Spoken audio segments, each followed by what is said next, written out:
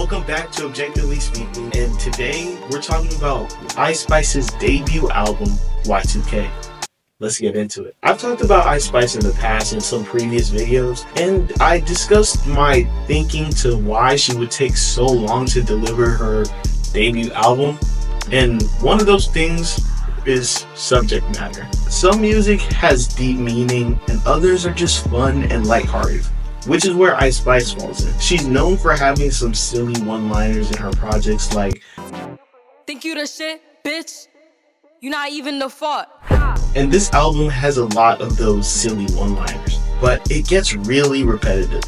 With some of the themes, like her constantly commenting on how attractive she is in a similar way in basically every song, that can get really stale and boring throughout listening to the project, which is a problem I think the whole body of work had. Repetitiveness and just not enough content. Next is features. The features were all pretty well chosen. We first start with Travis Scott on the song Osh, and he just completely dominated on that song. Like, probably one of the best verses I've heard from Travis in a long while, and I really enjoyed it. He made that song a lot better, especially with that very repetitive hook by Ice Spice on that song. It really got bland after a while, if I'm being honest. Gunna was a cool feature, but my favorite was Central C's feature, because it felt more connected with Ice Spice throughout the song, and I felt like it wasn't as much of Ice Spice with a hook than Central C with the verse. Like, it was, you know, kind of connected throughout the song. I feel like that's the only feature that really did that for me through this whole entire project. Although these features were all pretty solid, I would have loved to see Ice Spice with somebody, like a couple R&B verses from some other artists, you know, from that R&B or pop side, just to make it not such a drill rap album, which I know is her forte. It is a problem that we'll come back to later on in this review. It's just such a rap album, and since Ice Spice isn't the best rapper, I think it exposed too much of her flaws by sticking to that so directly. Best and worst tracks. So just going through the track list, this is what I picked up. So starting with the first song, Fat Butt, and it kind of sets a tone for the entire album about like the subject matter that's being talked about, like we mentioned previously. Just talking a lot about Ice Spice's physical appearance, like how cute she thinks she is and things like that, which is cool, but it's just like, let's find a different or more fun way to say this instead of saying I'm a baddie and her baddie friends. Like, you know, like that line I feel was used very, very often throughout the album.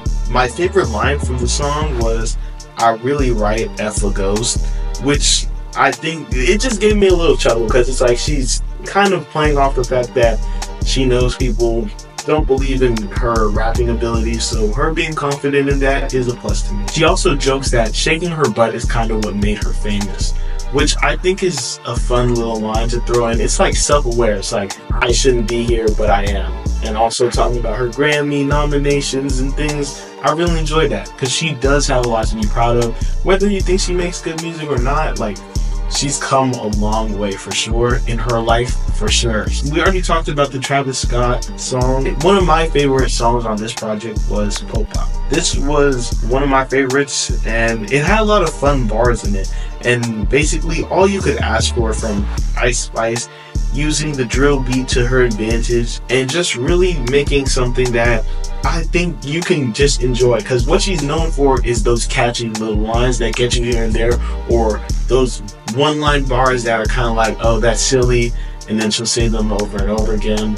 But like, she's good at that part, like making something, a catchy little like jingle type hook that's quick and simple, and Popa did that to a great extent, I think. So it's one of the better songs on the album. Next is the song with Gunna. I didn't really like one of the lines. Talks about how being a light skin puts her on a different pedigree, and the song overall didn't sound that great. Like, Gunna did cool on his part, but it's like, again, like we talked about before, if you enjoy the Gunna part, it's not gonna make you love the song. Next is Plenty Sun, and I didn't really like the messaging of this one. Like, if you're listening to it, you're just like, what is this like older man telling you that you're too young. It's like, I don't know.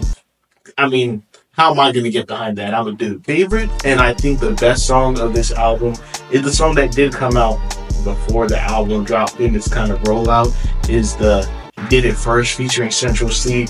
And we know there's a lot of stuff circling around this song specifically to kind of hype it up to make it more appealing and to get it to more views and stuff, which, like I said before, we not too worried about here on this channel. I just liked her and Central C on this because, like I said, they benefited each other both and made the song better by their kind of back and forth in it, and I really enjoyed it. BB Belt, probably the worst song on this project, and it has a lot of weak bars. I think this song should have been scrapped, really. Give Me a Light. I think this song was one of the best versions of Ice Spice we can ask for. Rapping, being palatable, and not too many cringy bars. This is the Ice Spice that we can see develop, grow, and to become like a real rapper in this scene. Overall, the album is what you expect from Ice Spice. It's not great. The beats and the feature selection are very intentional and smart coming from Ice Spice and her team. Getting freaking Travis Scott on this album is definitely gonna bring some streams in. Gunna as well, Central C and her, what they did on that song, and all the buzz that's coming around it from like TikTok people and things like that is gonna be interesting as well and will drive streams to this project, but it doesn't make this album good. Like, what does Y2K have anything to do with this at all? Personally, I would have liked to see some glimpses of Ice Spice explore other forms instead of just sticking in her comfortable little zone of like doing these drill beats over and over again. Maybe we can try seeing if she got a little singing voice to her, or like she can try a little bit of pop. I just like to see her diversified a little bit. My overall rating for this album is unfortunately a 3, but I want to know what you guys think. Let me know in the comments down below. How did you like Ice Spice's album Y2K? And stick around and watch another video.